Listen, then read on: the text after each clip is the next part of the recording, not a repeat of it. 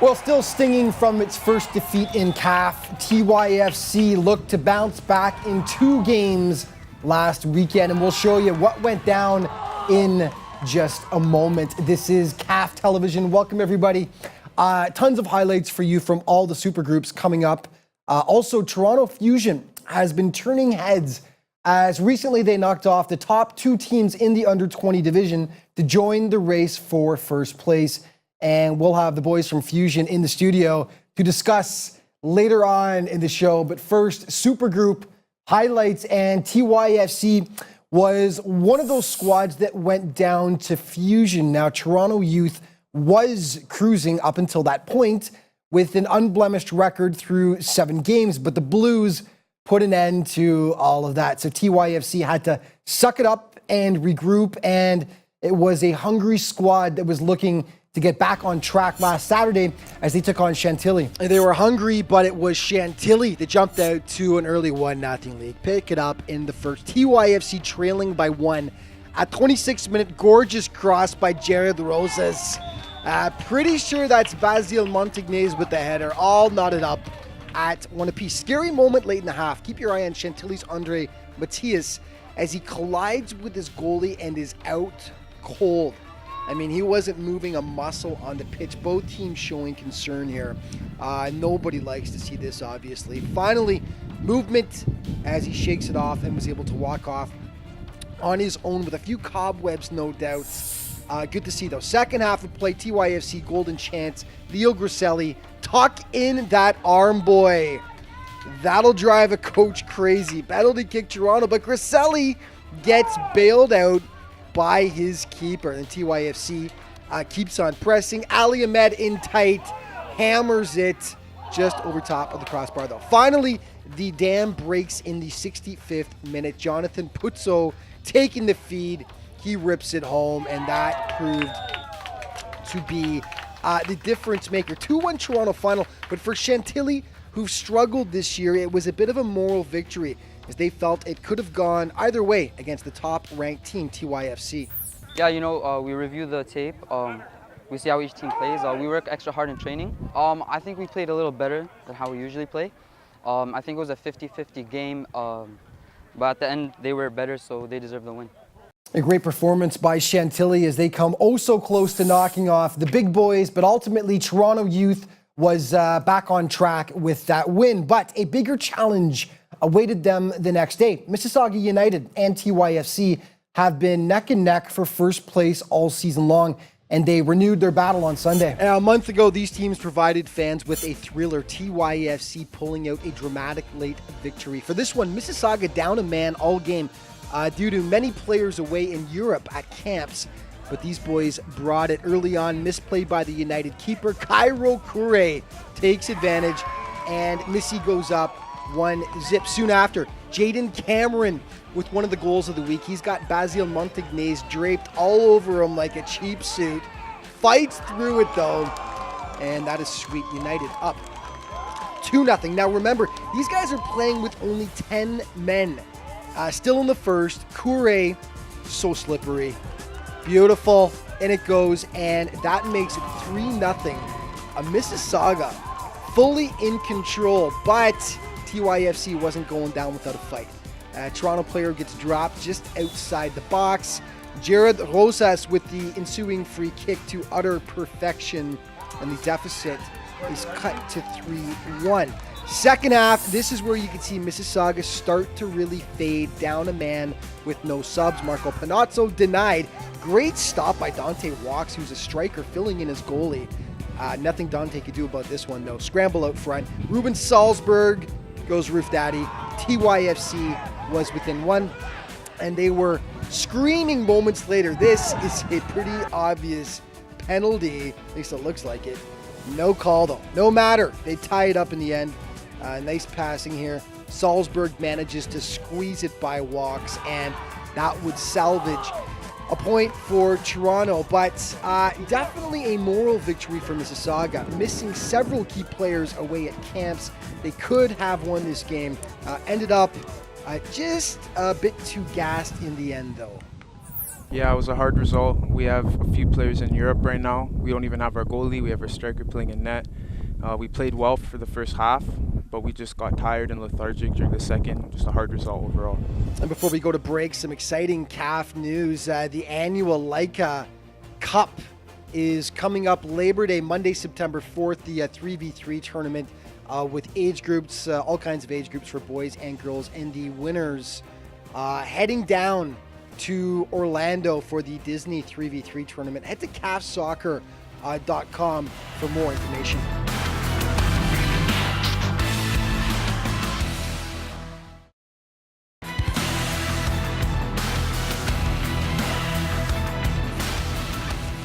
Welcome back to CAF TV. To the under 13 group we move now, and the enigma that is Brampton City United. Now, 2 weeks ago, City put up an astounding 8 goals in their game against Burlington. Problem was they gave up 10. A great game for spectators to watch, but no doubt his squad's poorest defense gave City head coach Juan Barreto a bit of a headache. The goal for Brampton against Jenga on Sunday was to A, grab 3 points, and B, tighten things up a bit on the back end. And Mr. Barreto would be a very happy man at the end of this game. His squad pretty much in full control from the start. Andy Lamontagne, the mountain man, a hat trick 2 weeks ago, and here, maybe the goal of the week. Perfect placement. Brampton goes up 1-0. Moments later, the mountain man nearly strikes again. A one-time shot, but Jenga's Asad Syed equal to the task in goal for the nice stop. Second half, Brampton continues to press. The ball will ultimately pop to Randeep Atwal, and he will tuck it just under the bar for the goal, and then refuses a lift from his teammate in celebration afterwards. Smart move. 2-0. Brampton. Asad Syed really doing a great job between the posts for Jenga. Nicholas Gonsalves hammers it. Nice stop by Syed again. And then soon afterwards, Gonsalves trying his luck from well out, but Syed just manages to keep it from crossing the line, holding the deficit. Alas, a game effort by Jenga, who only had 10 men to play with on the day, something Brampton looked to exploit. Since they had less players, we were keeping possession, trying to make them tired, and we just, when they pressure, we pass up and try to score. Well, taking a look at the CAF Under-16 standings, one remarkable stat really pops out. Fogo FC undefeated on the season thus far with 2 wins and 6 ties. Bizarre. Regardless, those 6 stalemates have been enough to vault Fogo into second place. And Sunday, they faced the squad they're chasing for first, Lions United. At first versus second, you knew this was going to be intense, and the first goal just added to that intensity. Nice ball movement by Fogo. Giacomo Campo charging in, hits his teammate out front for the score. Lions absolutely incensed, though, as they thought it was offside. Head coach Armando Sa giving the linesman an earful before the referee finally has to come over and wave him away. 1-0. Second half, the Lions would equalize off a corner kick executed to perfection with the header, and that knots things up at 1 apiece through 48 minutes of play, and they would nearly take the lead in the 67th. Paul Simonescu sprawling, though, to make the nice save. Couldn't do much about this one, however. 75th minute. Nice passing by the Lions. Mateo Reyes with the finish, and the boys in orange go up by 1. But just 3 minutes later, Lions asleep at the wheel as Matthew Hill finds a seam, slides it home for the beautiful goal. And on this day, these two teams were fit to be tied. Great game. Afterwards, we asked about how tough it was to play in the conditions, as it was well over 30 degrees on the pitch on Sunday. Oh, it's crazy. And I just came back from a concussion, and it's hard to be back. We played 2 games this weekend already, short both games, and yeah, we came here thinking we'd only have 10 players, but more showed up, and it was good. I think we started off kind of rough, playing more on defense, and then we got a quick goal, and then we tried holding it because we had less subs. And I think that we played good with hustle for having only 12 players, and yeah, I think we played a good game. We ended off with a 2-2, and it was a well strong fought game, and I think both teams fought well. We both wanted it as much, But next game, I think Lions will win. The conditions were a bit milder for Lions on Saturday when they took on Brie FC, and the Lions looked good in this one too. First half, Ferrugia to Anthony Ferreira. He will tattoo at home, and the Lions lead by a 1-0 count. And then it's Julian Blandy with the long cross here that somehow finds its way onto the head of Mateo Reyes, and the boys in orange up 2-0 over Brie. They thought they'd made it 3 here. Dylan Dean can't handle the initial shot. The Lions dine out on the big, fat, juicy rebound, but the flag goes up, so offside apparently. Now, Brie does get one back. Unfortunately, this guy's not listed on the game sheet, so we can't give him credit, but number 50, whoever you are, charging through, putting it home, very nice. That cuts the deficit to 2-1. The Lions add some insurance, though. Lucas Ferreira versus 3 Brie players. Wants it just that little bit more, though. Tough kid, and that makes it 3-1 Lions United. That's how it finished. Afterwards, Lions head coach Armando Sa understandably happy with how his squad performed on the day. A very good game. I think we're first in this group, and I think my boys is amazing. Make a good job. Understand what I want, and step by step, little by little, the team is play a little more confidence, better, and the process from the game is more clear.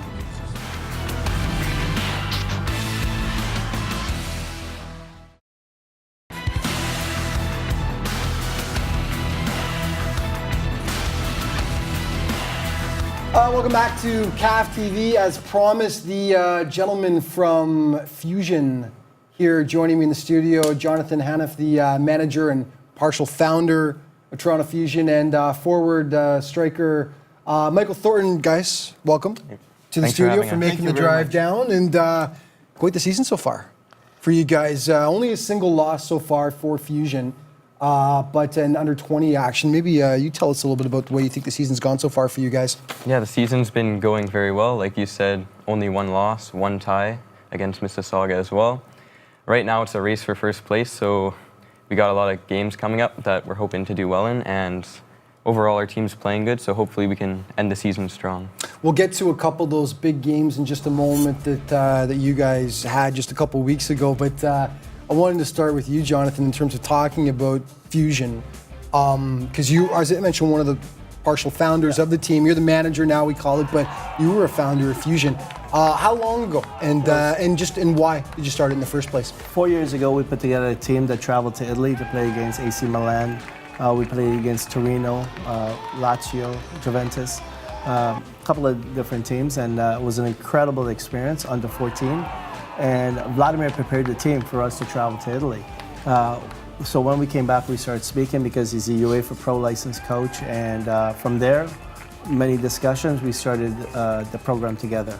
And from there, it's grown. After a year, because I had different interests also, I worked in a conference in the Vatican with Pope Francis. I gave the program to Vladimir as solely his, and but I still continued on as an advisor and manager of the program, and hopefully developing players to the next level. And you mentioned you guys actually have 2 UEFA Pro coaches. Yeah, we do. We have Hindel joined us from Turkey, right. And Hindel coached in the Premiership in Turkey and in Azerbaijan. So high-level coaches. It's one of the only clubs, I think, in Canada with 2 UEFA Pros. And in this guy right here, Jonathan, Michael, you guys have a pretty special player.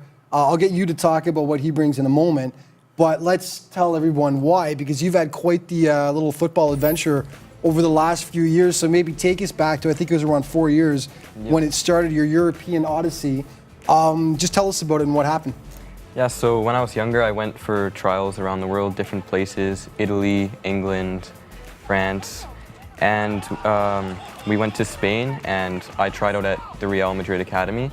So I went for 1 trial, they liked me, and then I went back for the second, where I was offered a 1-year contract. So my family, we went over to Spain to play, and unfortunately we came at a bad time where there was a lot of problems with international players. So I joined with a feeder club there called Alcobendas, and we ended up playing against some of the top teams there like Real Madrid, Atletico Madrid, and I had a great 2.5-year experience there. And we've got some good highlights of you. Oh, yeah. We've been showing there as well. And now back with Fusion.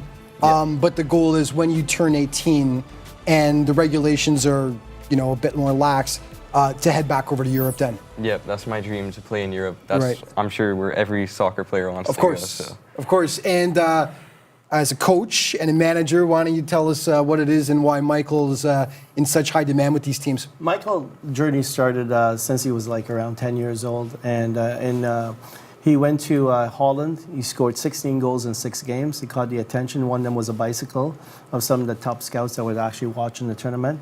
From that situation, Michael went to Roma, where they loved him in Roma and wanted to keep him there. Unfortunately, he was 11 years old and no European passport. Not a situation. He's being modest. Arsenal actually called us in Canada and Italy and sent a request for him to come to Arsenal. Wow. He suited up with Arsenal, scored a hat-trick against Ipswich, Wow. against the 1999 age group. Right. He went and played in the Kiel Cup, where again he was the top goal scorer, and they won it against Crewe FC, which is one of the top feeder pro clubs in England, to the professional ranks, Right. including the national program in England. So he scored a winning goal. He was a top goal scorer again, caught the attention, right? So, I mean, having him as part of the program, he's a leader. is like phenomenal. Every player wants to be on like I the said, same he is line team as captain Michael. as well. He's team captain. He opens doors, right, for a lot of these kids, right? Scored some big goals in those 2 big games. We've got a minute left exactly, and I wanted to get to just 2 weeks ago those 2 big games against the top 2 teams in your division. One was handing TYFC their first loss of the season in dramatic fashion in the last second, and the second one was tying Mississauga United in an incredible back and forth game. We got 45 seconds. Just talked about how you guys upped your game for those 2 games. Yeah, I think our coach prepared us a bit more. We did more tactical play beforehand, and we were all just coming in there ready to play our hearts out, ready to win, because we knew that it would be, it could either be a battle or a loss. So we wanted to battle and see how far that would take us, and we did pretty well. And the TYFC game, you guys were down 3-1 too. Yeah. So that was a pretty great comeback. We talk all day. We got to go. We got 15 seconds left here. But if people want to find out more, I was going to say TorontoFusionFC.com. We're going to find out a lot more about you guys as we go along. But thank you so much for being here. Thank you so much. And good luck next weekend. More CAF TV coming up in just a moment.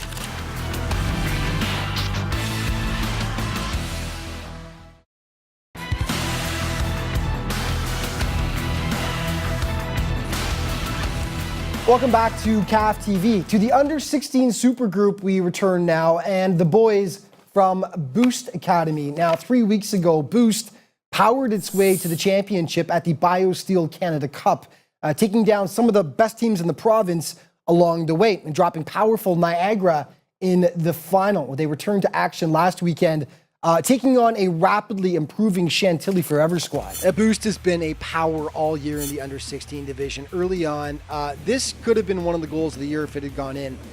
Beautiful moves by Amir Kanani, 1v1 skills, gets it to Nikola Matic, but skies it over top of the net. His reaction says it all. No worries though. Soon after, Boost back on the attack. The keeper makes the initial stop. It pops right to the BioSteel Cup MVP, Michael Sam Sumana. And it's 1-0 for Boost. And then it's Sam Sumana making things happen again. The ultimate result is that it eventually gets tipped in out front by Aaron Thomas. And it's 2-0 for Boost. Second half of play, it's a little give and go. Kanani to Matthew Smith, and then back to Kanani out front. The initial shot off the post, but he picks up his own rebound, puts it in. Too easy. 3-0 for Boost. Afterwards, Boost coach Robert Kavickia was a little miffed that some of his teams missed scoring chances, but overall, happy. I think it was a good match. I think we did well to move the ball around. Chantilly put up a good fight. Unfortunately, we missed quite a few chances that I think we need to finish, and in a closer game, that's going to hurt us for sure. But other than that, it was a good match by both teams. It was nice and clean, and it was a good result for us. Okay, Fogo taking on the boys from Milton on Saturday in under-16 action, and MUFC strikes first. Lovely work by Phoenix Carter down the wing.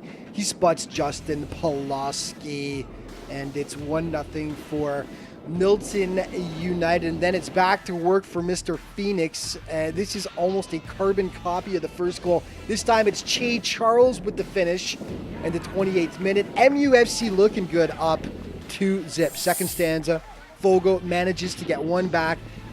Giancomo Campo picks up on the MUFC miscue. He will slam it home to bring Fogo back within just one, but Milton puts this baby to bed, and it's Phoenix Carter getting his just desserts. After all that work he did setting up goals, he finally gets one for himself. Nice one too. 3-1 MUFC. Good game by both squads, as Milton actually ends up handing Fogo its first loss of the year in under-16 Supergroup action. Okay, one more for you. Fusion versus Mississauga in an under-20 clash of the Titans. 10th minute, Michael Thornton, this guy's packing some heat in his left foot, wires it just wide to the other end.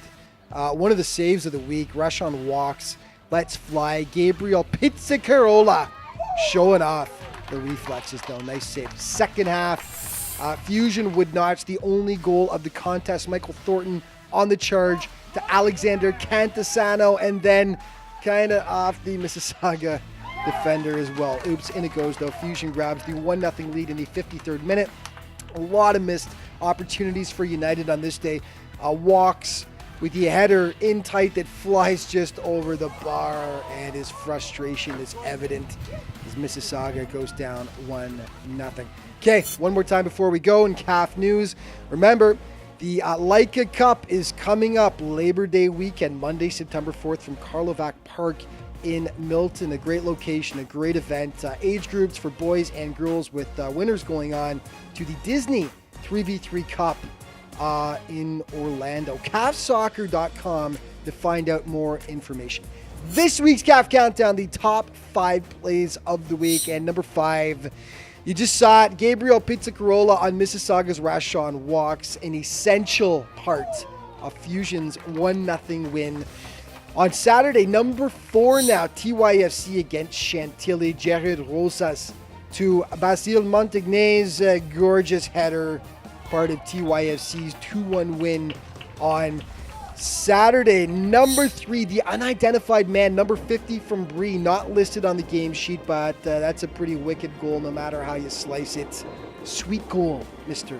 number 50. Number 2, Mississauga's Jaden Cameron is assaulted continually by the TYFC player as he heads towards goal. Doesn't matter. Shrugs him off, puts it home. Strength. Very nice. And number 1, it's the Mountain Man, Andy Lamontagne of Brampton City, threading the needle against Jenga. Absolutely perfect placement and beautiful. That is our CAF play of the week. And that is going to wrap it up for this week. Just remember, though, you can always head to CAFsoccer.com to keep up to date with everything in the Canadian Academy of Football. And, of course, all these social media outlets are right there for you to check out as well. Thank you so much for watching, folks. And we'll see you next week for more CAF TV.